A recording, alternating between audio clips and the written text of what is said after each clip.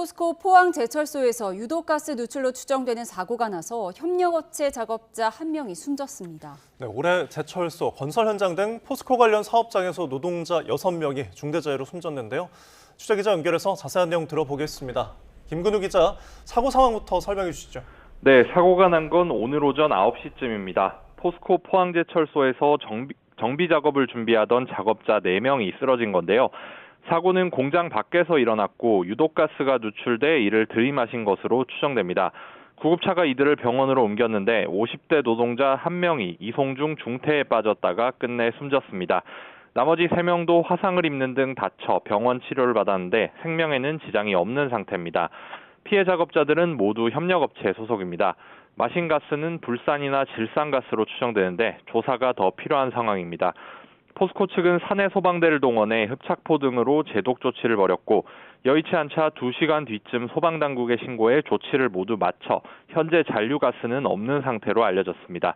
경찰과 노동당국은 주변 진술을 통해 가스가 샌 원인을 조사하고 있습니다.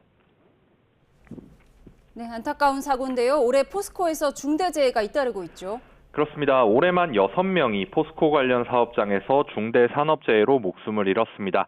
포스코의 산업재해 문제가 본격적으로 불거진 건 지난 7월인데요. 경남 의령군 함양울산고속도로 의령나들목 공사 현장에서 노동자 1명이 천공기에 끼어 숨진 겁니다. 이를 계기로 올해 1월 경남 김해, 4월 경기 광명과 대구 주상복합 신축 현장 등 곳곳에서 중대재해가 잇따랐던 사실이 주목받았습니다. 이재명 대통령이 국무회의에서 미필적 고의에 의한 살인이라며 면허 취소와 공공입찰 금지 등 제재 방안을 검토하도록 지시하기도 했는데요.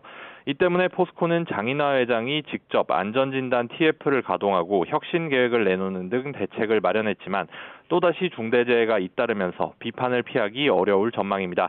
지금까지 대구경북 취재본부에서 전해드렸습니다. 유독가스 사고가 일어나면 어떻게 대처해야 할까? 먼저 대피할 때는 가능한 방독면이 없나? 다들 집에 방독면 하나쯤 있잖아? 휴, 지하철의 경우에는 비치되어 있는 방독면을 찾아봐. 방독면이 없다면 물수건이나 마스크로 호흡기 보호는 필수. 우비, 고무장갑, 비닐 등으로 피부를 꽁꽁 싸매는 것도 잊지 마. 내가 사고 지점 가까이에 있다면 바람이 불어오는 방향으로 대피. 멀리 떨어져 있다면 직각 방향으로 대피하는 것도 기억해둬.